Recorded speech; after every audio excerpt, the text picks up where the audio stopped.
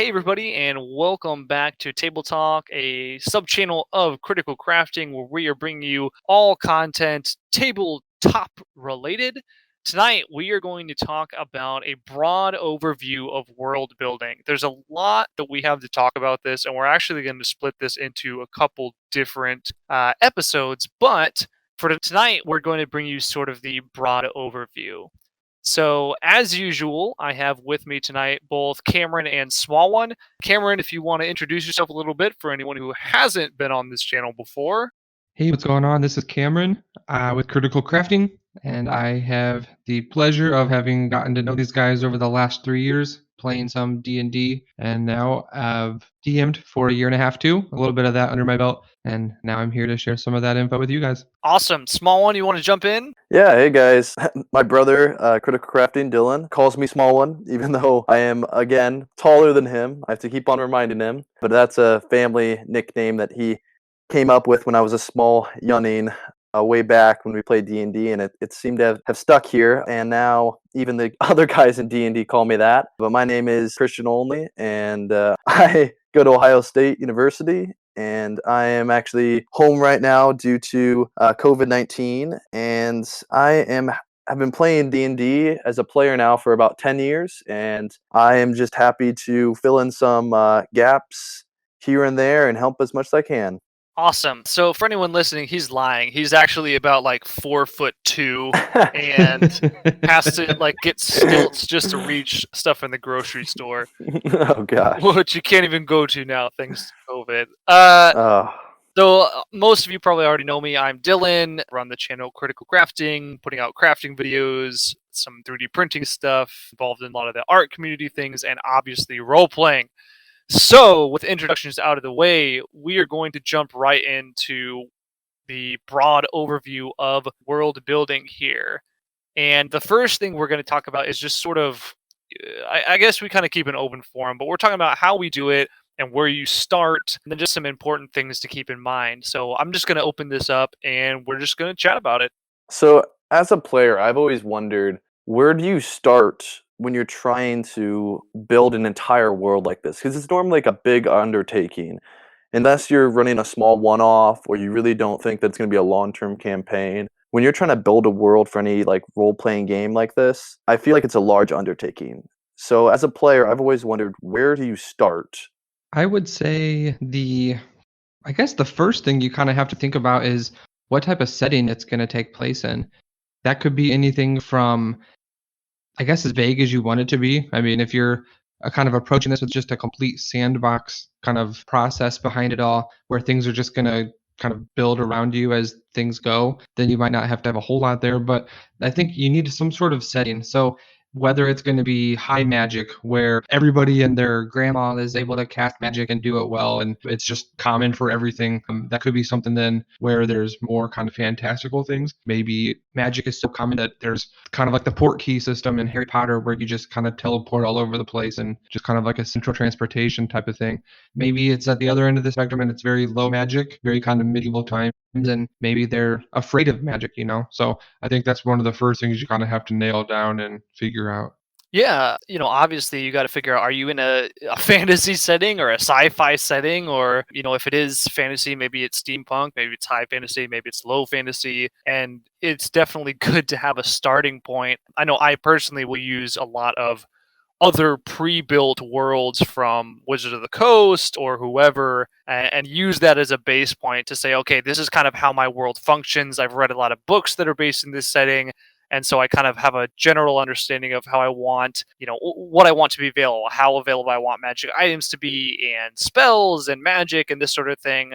And, if you want that really grindy, realistic setting, then maybe you would go completely different. And I think that's a great, statement, that the starting point really is knowing what setting it is you want to build. And as sort of an aside here, we're really not talking about running like an adventure module or a campaign setting that's already made, or converting that or anything. We are literally talking right now about homebrewing an entire world. That's sort of what we're looking at tonight. And we might touch on some of those other things, but that's our general focus. Yeah, because I feel like a lot of the things you can take from this episode, even if you're gonna use like a module adventure or something, is that you can switch in certain aspects and make it more creative or more geared towards your players with a lot of these tactics. Right. And that's where, if you want to use a pre-built setting and then change some things up, I all the time will take for the homebrew world and I'll say, oh, I really love this thing that I read about in an adventure setting or a campaign module. I'm going to take that, I'm going to change a few things, I'm going to stick it into mine. And that's a great way to flesh out huge sections of world and story and all that very easily and quickly. But if we're talking, from the ground up, building your own thing and where you start, maybe that is where you start. Maybe you look at another campaign setting or adventure module and you take stuff out of it, kind of get inspiration from that. I like the rule of three idea where you kind of just have to. So, for instance, building like I said earlier, I just DM'd our last campaign and it ran for about a year and a half. And it was completely in a homebrew world. And I kind of started with a rule of three. So I started with just at the 10,000 foot view, making 3 cities that I kind of had spread around the world. And then in each of those cities, then I had 3 like locations, so to speak. So in the capital, for instance, there was the city proper where the king would be at. There was the inn area, like the tavern district, and then kind of like a shopkeeper's district where there was things for shopping in. And then in each of those districts, then I had kind of 3 cities, and each city was 3 locations. And then inside of each city, I also had 3 NPCs that I fleshed out to at least a general degree. So when the party would enter into a city, there was 3 different locations I could describe to them with like points of interest, and then where regardless of what they went to, I had an NPC that was kind of on standby and ready to be interacting with the group then. And I think I function a little bit differently because what I normally do, I do sort of a similar thing where I work out in, but I'll say, okay, here's my, world base, or even maybe just here's my continent. And then I'll go, okay, what are all of the major cities in that continent? And I'll figure those out. And then I'll say, okay, what are some other important areas for the players? And I'll put those in. But then normally what I will do is just say, okay, I'm going to focus on what city or area is my campaign or encounter, or whatever, going to take place in. And then I will flesh out basically everything in that area, working from the top down. But as I do that, then I've built one area and I can sort of then build those other areas as the campaign progresses. So, okay, my whole campaign is taking place in this one city or this one region, and I've fleshed out beforehand all of the places and the NPCs as much as I possibly can. And then I sort of have a broad overview of the other areas because later I want to tie those in. So I'll introduce some of the, important characters from the other areas. And then once I go, okay, now this new campaign is moving to a new region, a new area, then I'll flesh that out. Because I can't sit there and flesh out an entire world to that extent. It would take me way too long to sit and do in one sitting, and it wouldn't be organic for the players because if they change things in one area, then it would change what I've already developed in another one. And especially with me as a player character, I change a lot whenever I go into any area. That is so as a very DM, true. you have to be ready to adjust and adapt, I feel like, no matter what. And I think you do that, and Cameron did that very well, dealing, especially as a first-time DM, Cameron, being able to learn on your feet like you did, and you had a base plan set up, but even when people left the campaign, even when we had different instances happen where players died, you were able to kind of keep us on track without seeming too railroady or like it was already you were pushing us in a certain city just for, I guess, to progress the story in any way. It felt really open, and I loved that. Yeah, thanks. I appreciate you saying that. I think honestly the biggest advice like for that specific situation was just so like if say for instance I had in my mind I was expecting the party to go from point A to point B, and partway down the road your character decides that they're going to just cut through the woods and start going to point C. I would just so maybe I have nothing prepared for that, and I would just act like I think this trick is just to pretend like that's what you wanted the party to do. Yep. And then if you have to throw in a random encounter or something to buy yourself a little bit of time, or throw in a random puzzle or a random suspicious looking NPC that you know the party's just bound to start interrogating, just to buy you a little bit of time to start thinking of stuff on the fly, that helps a lot. This is something that I've run into a lot, is thinking ahead when I'm building. This is more encounter building, honestly, when you're looking at what are my players going to do to change the world or to manipulate an encounter or get through an encounter. And I might be a little OCD, because when I build an encounter, I will literally write out if players do X, and then I'll write a script for myself. And I'll say if players do X, and I'll write a script for myself. And I know my players well enough that normally there are 2 to 4 options that I know they're going to end up doing. And that really helps me to, avoid some of the crazy random things where I'm like, oh no, I don't know what to do. I don't have anything prepared for this. Like, what if the bard tries to seduce the dragon? Because he will. And so, I have that kind of a thing. Or I'll set up, I'm like, oh no, I have this boss and he's like super powerful and I want it to be a big fight, but I know that this player has this ability that can literally, in a one-shot thing, basically get rid of him. Okay, well, I'll just make his stats a little higher in that area, kind of a thing. And some people might look at that as like, oh, you're cheapening the player's abilities. And maybe in some cases it can be, but I never make anything impossible. But anyway, I'm getting a little sidetracked there. My main point is that what I try and do is predict what I think my players are going to do and where I think my players are going to want to go. And I try and build those ahead of time so that I, as a DM, am not surprised or kind of kept, thrown off guard. With that being said, it still happens, and it happens a lot. but it's good, the more you know your players, the more you build stuff ahead of time, the better prepared you are to make sure that your world feels consistent, your encounters feel like they fit together, and the party feels like everything was meant to be. And Cameron is totally right. If you fake it, they'll believe it. I have BS Fake it my till you way. make it. Yes, I've BS'd my way through so many different encounters. Like, we had the pirate encounter with like the ghost pirates, and there's this whole puzzle and all this script and everything else, and it lasted for probably like, I don't know, a total of 3 or 4 sessions. So 12, 16 hours, something like that. And I had 1 page for that. The rest of it was just running with what the players were wanting to do, kind of a thing. So I'm getting sidetracked. I'm sidetracking us onto encounter building. We're talking more world building. So I'm actually interested, small one, you have been in my campaigns forever now. As a player, how is it, like, how do you feel like you're impacting and you've played in 5e campaign OSU too, so I'd be interested to hear, between the different campaigns, how you feel your world impact has been. Well, your campaigns are really interesting because you feel like you're there so much more than a lot of other campaigns because you have so much detail, and we also have the luxury of having 3D printed miniatures, sculptures, everything you could want, terrain. So I really feel like I'm there when I'm in a city of yours.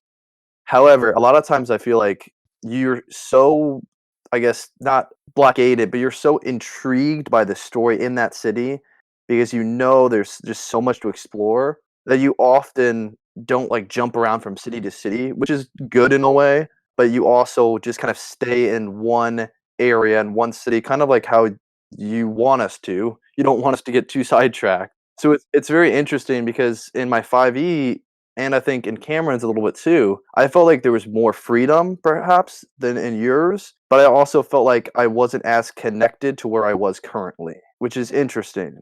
Yeah, I mean, when you have the ability to jump as you would from city to city or from place to place really quickly, that makes it, engaging, in that you're feeling like you have a lot that you can do. Whereas in mine, I build these huge sets and put everything together and paint everything, and then I'm like, well, I want them to stay here a while. It took me 100 hours to make this, and so I build my encounters around that idea that they will stay there for a while, kind of a thing, which Exactly. it is a limitation in a way, but that's an interesting comment.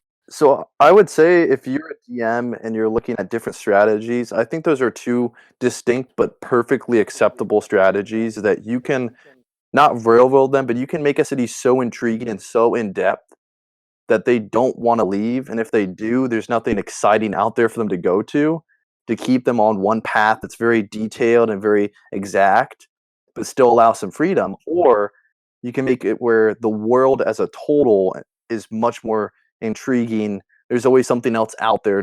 There's always another city to explore. However, when you get there, you're always thinking about what's next and just to continue on the story in general. I think one of the biggest things too that works in the favor of the DM is that the better you know the characters in the party, and the better you know the people sitting at the table, the easier of a time you're going to have. So, for instance, say we were playing in my campaign again, and it was a situation where the party's in the city and things are like really really important there, and it's going to move the plot forward by a lot, and the party is maybe twiddling their thumbs or acting like they're about to maybe leave the city without doing what I kind of need them to do. I think one of the things that I kind of like planned on was I had a random plot point could just be on standby to be thrown in that would really not have to mean anything to the story itself, only then it would make the party not want to leave the location they're at. I think that's genius because it honestly buys you so much time and gives you an opportunity as a DM to come up with some improv awesome stuff on the fly that relates to players' backstories. And one of the things that I think is super awesome when you're building a world is building in things that involve your players' backstories. It would take such little work on the part of the DM, but if it has to be implemented, it makes it feel like it's just more organic and that you're planned and prepared. And it also makes the world feel more real around the parties, and it helps them suspend disbelief. Exactly. And I think that's super important to, build something that feels real and that fits with your party.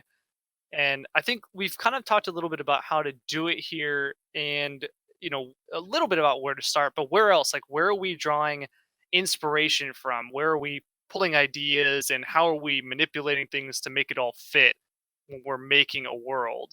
Well, something I've always wondered is how much do you guys take from movies, books you've read, and then just tweak them slightly in order to implement them in a totally new way in which the party would never even think of the original inspiration? That's a great one. Cameron, do you want to start that one off? I got a bunch in mind. Oh, Dylan, you've never done that. You've never No, stolen. no, not never. That's plagiarism. No, copying is the greatest form of flattery in art. So I would say, honestly, one thing that I learned early on from Dylan that really resonated with me was maybe a couple of months into the first campaign I played with you guys. Dylan had sent out a message on our, so we have like a private Facebook group that we do a lot of, just we have recaps after each session so that somebody that missed out on it can get brought up to we share all sorts of dank memes and stuff on it, but We roast each other a lot. Oh, yeah, absolutely. That's probably the 90% of what it is, really. That's a good point. Just a bunch of normies. But anyway, one thing Dylan did that I thought was really, really kind of intriguing was he had sent out a message to everybody saying, "Hey, has anybody seen this, read that, etc." And he got our feedback then, so that he didn't rip something off or borrow something that would be an obvious callback to something else. And so I did that right off the bat for mine. When I started planning my campaign, I sent out a document of about 20 different bullet points of, hey, has anyone here read, watched, seen, heard any of these pop culture things? And I threw in, like I said, literally probably 20 things on there, but there was literally about 3 or 4 of them that I was planning on stealing from. But I knew if I only asked, hey, has anyone seen these 3 movies that I'm going to rip off? Even if everyone says no, they might easily just be tempted to go on the Wikipedia page for that movie and get a plot synopsis, and that could be some sort of a spoiler. So I threw in just a bunch of random stuff just to try and shake anybody off the tail, and then I used that. AKA me. Yeah, anyone that might need to help boost their knowledge rolls or whatever. But anyway, but I thought that worked really well, and I thought that was a kind of insightful thing to do. So that, because that would have just really sucked if I spent hours and hours prepping this really cool story arc only to find out that in the first session someone goes, oh, it's kind of like that one TV show about this, and then it just kind of fizzles out. So one thing though that really kind of has always resonated with me So when I first decided I wanted to DM, and Dylan was happy to give me the opportunity to do that, I started watching these YouTube videos by Matt Colville, and learned just an unbelievable amount of stuff of just how to DM, how to be on the other side of the screen. And one quote that he said that really has always kind of resonated with me, he said, "As creators, we're only as good as the obscurity of the references we steal from." I mean, if all of a sudden the campaign starts and a party waking up one morning and there's an owl knocking at their window with a scroll on it telling them that they get invited to a school that's super elite, they're obviously going to be like, "Oh, great, we're going to be playing Quidditch when we get there." But if I look back on some sort of an episode of a TV show from the 1980s, and it's just something super obscure, you know what I mean? Like the chances of anybody having seen that are pretty slim. And so, like I said, or like Matt said, the more obscure the reference you steal from, like honestly, if I reflect back on it, there of the world that I built, that I ran the 1.5 year long homebrew campaign in, the names of all the cities were stolen from a book series that I read. Most of the names of the NPCs were stolen from other movies or different books. So like there was really not a like I formulated the idea in my mind what I wanted the campaign to be and what I wanted the story arc to be, but then I just started borrowing here and there and here and there, and that's really no one recognized any of them, I don't think, and so it probably made me seem like I was doing a better job than I really was, and I think that's all that matters. Cameron, I'm not mad. I'm just disappointed. So I do think, taking inspiration from things and even sometimes straight ripping them off a little bit can be great. And I have done that a lot. Honestly, for me, I do more inspiration. So, for instance, there's a group in my campaign called The Blank. And their whole thing is that there was this huge mages war a long time ago. And now they are all involved in hyper technology, no magic. They hunt down and kill magic users, all this stuff. Well, they were taken from a book series by Tim Levin, and that was actually an order of monks. They were called the Red Monks, and they were hunting down mages, anyone who had magic after a huge mages war. So there were a lot of similarities, but that's kind of where they stopped. So huge mages war, they hate mages, they hunt them down. Cool. Well, now I've got that's cool, but in my world, how does someone survive and fight mages without something that can combat them? Because magic is very powerful. So that's when I said, okay, they're going to have some crazy intense technology. We're talking, like zombified warforged and mech suits and all this crazy, type stuff. Boomsticks. So yeah, boomsticks. So guns, like they were the first. I was like, I want to introduce guns into my game. And so, I introduced boomsticks into the game. They're highly volatile. But yeah, so I will post in the description anything I'm mentioning here. Tim Levin, he's an amazing author. He wrote some really cool books. They're very mature fantasy, which I love. And that's kind of where I got the idea for The Blank. It wasn't a complete ripoff. It was just that I was inspired by this idea and thought, how do I implement that into my world?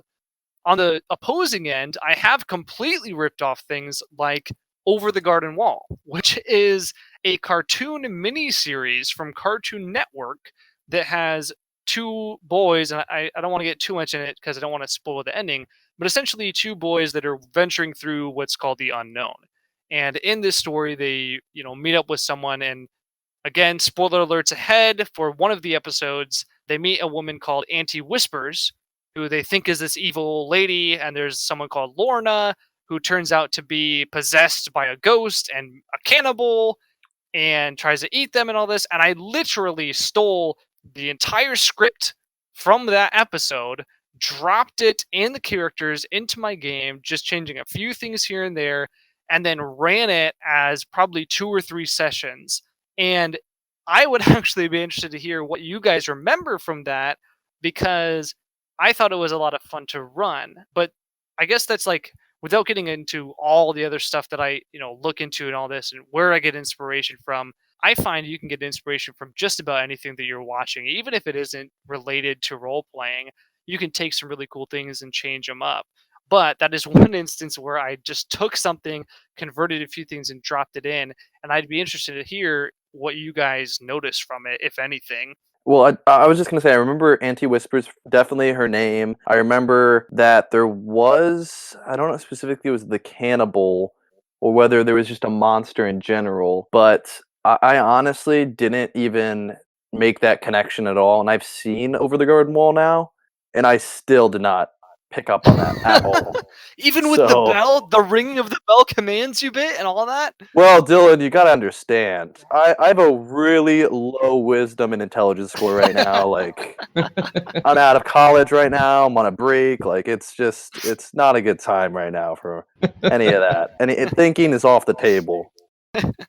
I would have never guessed that it was just completely ripped off. Like it just, I don't know, man. It seems like maybe that says more to your normal homebrew adventures, that like it just seemed like it was something that you had made up, and you were obviously so comfortable with the names and the voices and the plot and everything, all their motives and objectives, that it just seemed like it was something that came right out of your mind.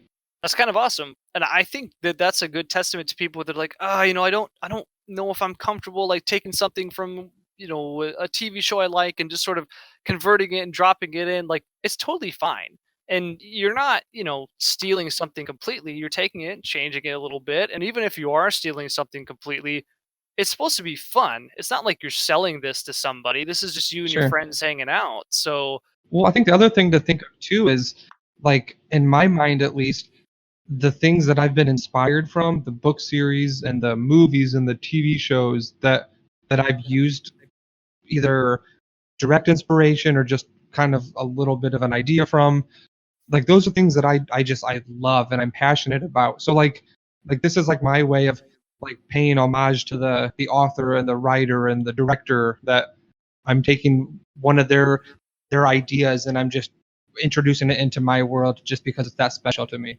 Well, you know what it makes me think of is, and a lot of times in books, they'll have either in the author's notes or the afterthought or afterword. Especially, I remember, I think in Fahrenheit 451, he talked about his like original inspiration for the story and some like different books he had read to inspire him for his current book. So it shows that like when you're making a D&D campaign or any product, you can take inspiration and everyone does it. It's just in how you format it and if you're actually making anything off of it or whether it's just for fun.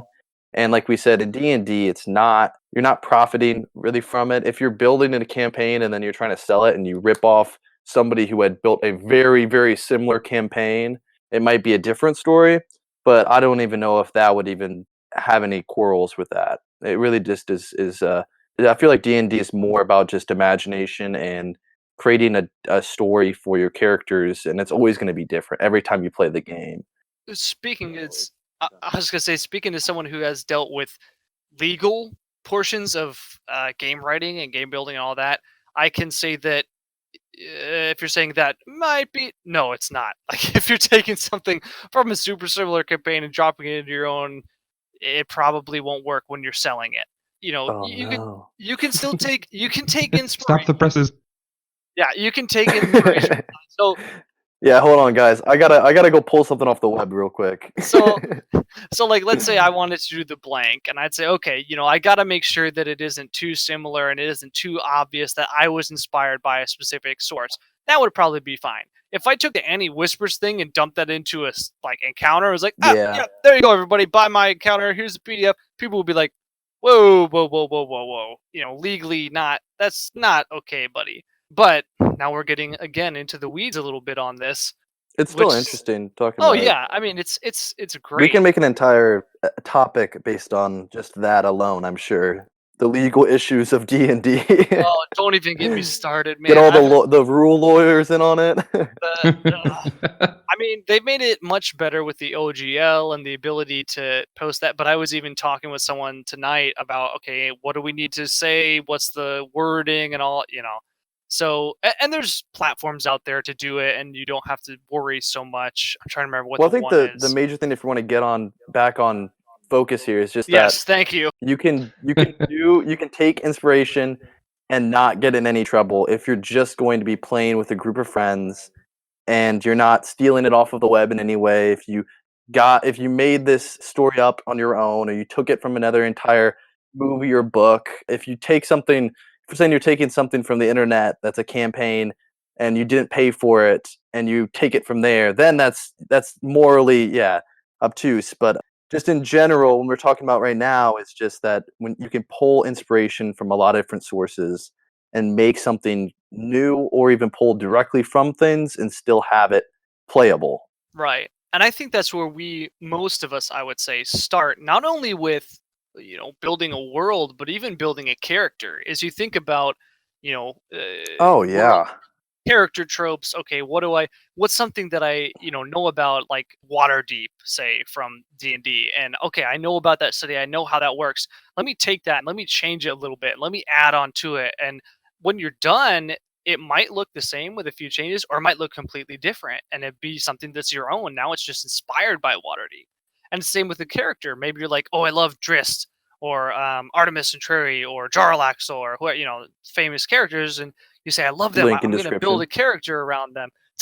I would totally link Ari. Actually, we'll link Ari Salvador's books, because if you're looking at building a world, he has done an amazing job in the Forgotten Realms. Oh yeah. Like I said, we'll link Tim Levin. Heck, we'll link Over the Garden Wall, because we talked about that, and it's a great series.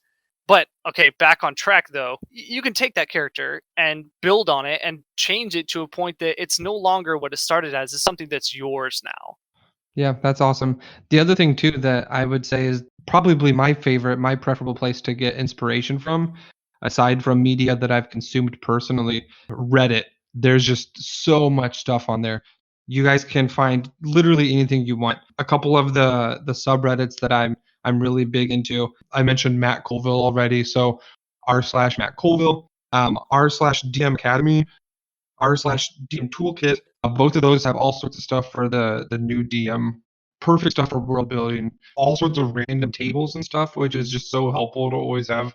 Just like we talked about earlier, when the party does something completely unexpected, get your random table out, roll a couple numbers, and then here's a situation you guys have to deal with. No, I think that's exactly right. It's just all about trying to make it fun for everyone and trying to make it creative and make it a totally new story. And you've heard the saying of there's only one true story in which the character, something changes in the character's life. He's taken on a journey and he ends up changing as a result of the journey. And yes, that's true that is pretty much every story. However, if you're telling me that the movie Inception is the same as Harry Potter, I would vehemently disagree with that. I would fight So I you to the really death. think exactly to the to the Death Eater, in fact. But Come at me, bro. yeah, exactly. But I think the main thing is just that it's so easy to have a completely different world or setting just based on small tweaks you can make. Whether it's just changing the setting just slightly to a different setting or changing a town just slightly from what its trade used to be can completely alter the culture of the world you're trying to build. One thing I had to learn early on too, on the topic of world building, was not to get my heart set on something just because, I mean, say the party comes to a fork in the road and they know that one way leads to this place and one way leads to that place, and maybe the one that I've put all sorts of blood and sweat and tears into is going to be so fun, and they decide to go the other way, and maybe they never loop back to this other one. So just learning to be flexible as the DM, I think, is a really big thing too. Yeah, that's very true. And I think another thing, Cameron, too, is you don't have to, if you are one of these people who you put a lot of blood, sweat, and tears into a place and your party goes somewhere else, there's no reason you can't loop everything back to the place that you put so much time into later. And I do that a lot. I'll build a whole place, and I built a whole, swamp region, the Mistmark, and I had vampire barons and were-rat legions and a corrupt party of paladins that was It trying sounds to pretty control boring. everything. Yeah, it was awful. And, we played like some side sessions there, and I was super excited to finish it out, but we just kind of never got around to it. And I said, okay, like I've already got this place kind of fleshed out. I really like where it's going. I'm just going to table this, and 2-3 years from now, when we get to it, it's going to be awesome. So it's good to be able to reuse and cannibalize things too. I've had it if you think encounters where they skip over something, you're like, oh man, like, I built this whole thing and the party was able to completely circumvent it, or in your world they were able to completely go around this thing. Just cannibalize that info, cannibalize all the stuff you got there and drop it in somewhere else, change it up a little bit and make it work. I never knew you're so into cannibalism. Jeez. Have you met my character? uh, no, but that's a very good point, because I often feel like when we don't, as a character, you feel like, oh, like I just beat the DM, like I just skipped an encounter, like I'm so cool. But as a real person, not as the player, you also know, oh no, I'm just like putting this off. Like I am definitely going to end up fighting that, whatever that Elithid or that giant, silver dragon, whatever it is, it's gonna come back to you, just maybe as a different slight form, maybe a different name, but it's always the DM's always gonna bring it back to you. Well, and there's another thing I'd say on world building is you want to make sure if you're building a world that it does feel organic and that things do end up coming back. So Yep. let's say that the Ooh, players, true. for instance, and we'll just you both suspend disbelief here. For instance, It's if in your impossible. first campaign, like what 2-3 years ago now, your players decide to give the cursed armor of a man who was enthralled to one of the mages that said about the 500-year mage war that were cursed to a 6-year-old girl in a fishing town with no guards. They should probably expect that that armor and maybe the girl are going to show up later. And as a Yikes. DM, To congratulate us and give us I'm a gift. yes, I'm sure Gilly will be coming back to give you a gift, and her mother will be so excited that her daughter did not suffer any mental trauma from the many cursed items that you handed her to keep safe because you didn't want to pay 5 gold pieces to deposit them somewhere. Uh, so that's sort of an extreme instance. But what I'm saying is that when your players do something, even if it feels small, one of the coolest things that I feel like as a DM is to take a small thing and bring it back as a big thing a long time later and explain to the Good party. or bad, too. Good or yeah, good or Absolutely. you can have something where they've done something great for someone and they show up as offering them money or a place to stay or help or whatever. But what it does is it makes it feel like that wasn't just that. When you play a video game and there's that NPC that, okay, you do their quest and now they just have the random dialogue, right? But You that's know what not I what we do. automatically think of, Dylan, is I think of in Skyrim, where if you Yes. steal from somebody or if you attack, like kill somebody else's NPC, like sibling, how they will send bodyguards to come and hunt you down. Exactly. And it makes the game feel so. And that's one of the coolest things that they implemented in that was the whole dynamic, like, relations system. But we can put it a step farther because we're not, constrained by the CPU and all that, whatever stuff that No goes into code. it. You're totally right in that it's exactly like that on both ends. So on the one end, we've got how they implemented that cool thing where you do something and now there's a repercussion later on. But on the other end, we have when you do a quest and you go to the NPC later and they just repeat the same dialogue to you over and Hmm. over and over again. And we can change that. And I think that's what's really cool and what's good for world building is to make sure that you have a character that is repetitive. Either it's a villain or a friend or whatever that shows up and shows that the world is changing and that the world is consistent. Mic drop. Yeah, I think that's a Beautiful. beautiful epithet right there. Just to say that the world around the characters needs to change with them. That they Yep. need to have an effect on the world, and the world has to have an effect back on them. It has to be a give and take, back and forth, so they feel like it's organic and it's not just a sandbox world where they're just having no effect on it. I think the best thing you can do is have a character, whether it's like something small, like they give a NPC just out of their good graces a few extra gold pieces, or they give them food or whatever. Have a year later, have that NPC come back to them in a dire instance and give them some information, give them some help, whether it's charging into battle out of nowhere. Like it can be something you have so much creativity to come up with crazy ideas for how to bring these NPCs back into the fray to help the player characters or to hurt them.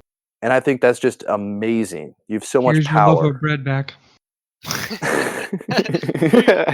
Good luck. Exactly. When I'm starving after my everlasting ration somehow runs out, I'm they just bring a loaf of bread. I envision like you're just about to go up against a lich, and they're like, "Oh, hey, here's that loaf of bread."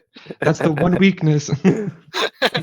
but Small, you're totally right, and it's something that I think Cameron, you did super well in your campaign. Was when we would encounter different characters, and they would have a direct impact on the world, and sometimes it was like immediately, and sometimes it was a lot later.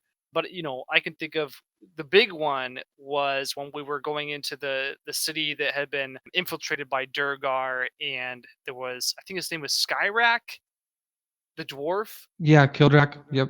Kildrak. I knew it. Okay. Kildrak Sky Miner. Yeah. There we go. I was so close. So, but what I really liked about that was that he had a impact on the party then, and then also later, and we had whole things with different armies that we talked to near the end of the campaign. That were, some of them were coming and some of them were, and all of it was kind of what it felt like was that it was influenced by what we had done throughout the campaign. Yeah, and coincidentally enough, too, he was literally made up on the fly. The party had been approaching this just gigantic ruins of a dwarven citadel, and there was the only way in was this gigantic 50-foot tall gate that was completely locked shut, and they knew there was no way in. And so in my mind, I was picturing how they were probably going to have to try and scale these 100-foot walls to get into the citadel, and then thinking of what the challenges could come out of that. And then I don't remember who it was, but somebody had the idea of Probably me. Honestly, it probably was. Yeah. Someone had the idea of I wonder if there's somebody out here that could help us, like maybe find a way to go in from above and drop on ropes. And so as they were just kind of walking around, I'm thinking to myself, like, I didn't plan on this. So I got out one of my random NPC name generators and rolled up a dwarf real quick, and they interacted with him. He explained that his ancestors used to live there. They found a way through these old rundown tunnels to get in, et cetera, et cetera. And then because they ended up at one point in time, he could have died, and then they ended up making sure he survived the encounter too. I then made him a recurring NPC, and after they took over this citadel, he then started rallying troops and training an army and getting the forges going there again to start outfitting an army of the rebellion. And so then months later, when they returned, they found out he had been helping the resistance and getting an army ready for their party. So that was And then I sent the entire army. Yeah, to their doom, kind of, but yeah. Pretty much. Pretty much. But that's okay. So that actually makes me think of something which anyone who's listening is probably like, oh my gosh, they spend so much time like reading and researching and coming up with ideas and putting things in and everything else and planning ahead. But Cameron, what you did there and what I also do a lot and we really haven't touched on is just improving stuff. There are so many random tables out there that you can use, and then also just your own creativity to make sure that you're equipped for any situation. And we even talked about doing an entire session, if not more, of completely randomly generated characters, NPCs, encounters, all of that. Maybe a good place to start with is random generators. I'm pulling up right now because I've used them so often. So one of them would be, and again, we'll link all these in the description, but there's fantasy name generator, and that does everything from towns, cities, countries. I mean, That one's amazing. characters. You can probably find just about anything you need on that one site. Yeah, it's incredible. The other one is Dingles Games, and that one is a little bit more oriented for 3.5 and Pathfinder, but it does have some NPC stuff, some monster stuff, and there's one other one that I'm totally forgetting. I believe it's Donjon. Donjon, yes. Yes, so that's it does. I've used that before. Yeah, it does treasure, it does dungeons, it does all kinds of things. And that one's for 3.5 and 5e. So that one on it, and Pathfinder and 4e, I'm looking here, and science fiction, that is if you're looking for a random generator, that might be the one to start with. Would be Donjon, and then I would say probably the fantasy name generator, and then Dingles Games. So we'll link all those in the description, but that will do everything from dungeons. I mean, you could literally just run these and put together a campaign. They'll even give you descriptions where that you can read to your players. So if you're, I don't want to say a lazy DM, but if you're a DM who's short on time, as I often am, and you need to kind of generate some things really quickly, those are some great places to go. Well, something I want to mention too, Dylan, is that you've implemented something that's a random item that anytime somebody does a search or anything, that you will have a list where you can roll a D100 and you can just pull up an item that may be completely useless, but they have something they can find. Forgotten about that. So yes, And I loved it. I did. I Loved it. built a whole spreadsheet. Some of it's taken from Donjon, and some of it my own stuff. Everything from no, that's inappropriate. Everything from A glass eye to Orcish a jar of magazine, dust. jar of dirt, all kinds of stuff. And I put it all together, and they can roll, and it's randomized. But actually, that's probably something for this sub channel here that we could put together and release an update so other people can have a almost Yeah. infinite random item generator. And that's It me just definitely thinking out didn't loud. get old. And we No, used it I for mean, a while. I used it for It's one probably of those things that just doesn't you don't run out, even though you may roll it every, maybe once in 6 months you get the same item. If that, I don't think I ever really got the same item. It had a ton. It had over 300 items on it. So if I can get that back, I've had some computer troubles. If I can get it back, we will post it up so everyone can have access to it. If I can't get it back, just because we love you all so much, we will make a new one with all kinds of fun stuff on it. And we If might you've got even your do. own, yeah. And what do you guys think? Should we do both a 3.5 / Pathfinder and a 5e version, or should we just try and make this system agnostic? Agnosticism. I was going Alright. to say, yeah. I've never That's really No Hailing seen the Vecta. point. No You hailing know what you Vecta. can really do is you can have the DM roll it for them, and if you get an item that you think is inappropriate for your campaign or is inappropriate for your edition, just re-roll it. Yeah, that's Yeah, perfect. that's fair. All right, so we will make a system agnostic. I think that's the right Look at word, us. document that we will compile and continue to compile if we have time. There's my caveat. Some random items so that you can fill your world with all kinds of random stuff. And maybe we'll go further in the future. Who knows? I mean, if people are commenting that they want a bunch of more NPCs and ideas and all that, maybe we'll do that. But for now, we know we've got items, so let's start there. Yes. All right. So I think we've covered quite a bit here. Again, this is one of those topics that I feel like we could go on and on and on and on in multiple episodes about. But for now, we're going to have to call the quits to part 1. Yeah, this We will will- definitely be the first in a multi-part series, I would say, because there's just we could talk for hours and hours and hours and still probably not scratch the surface. Yeah, totally. So this will be end of part 1. We will continue this with the part 2 coming up on this channel. Keep your eyes out for it. For now, we're going to do some sign-offs. So we will start with Small One. Oh, whoa. No, start with Cameron. Okay, we'll start with Cameron then. Thanks, man. Yeah, so I really appreciate you guys hanging out with us. I think I'm expecting to see some really cool suggestions in the comments and looking forward to that. We'll have a ton of show notes going over all sorts of cool stuff for you guys, and looking forward to part 2. So signing off, this is Cameron with Critical Crafting, and my only vice is rolling dice. Nice. Small One. Noise. I'm trying to think of something. Oh, okay, I got one. My name may be Christian, but we're trying to make this channel as agnostic as it can be when it comes to systems. Oh my gosh. Trigger warning. Okay. So I will say, again, this is Small One, Cameron, and Dylan with Critical Crafting on our sub channel, Table Talk. We're glad you joined us today. And for my sign off, I will be saying that our tables might be random, but you should join our fandom. See What the y'all. hell? God dang. How many days ago did you write that down? I I was literally gonna say. I am amazing with rhymes.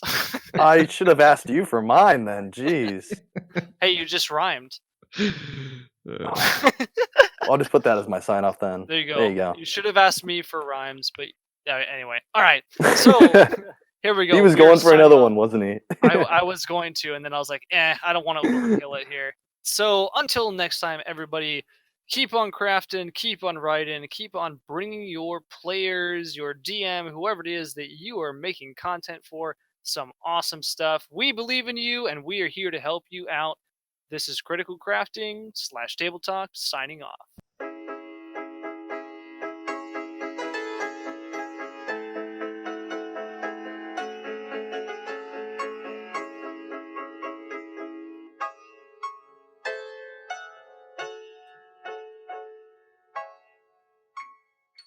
I'm not mad. I'm just disappointed.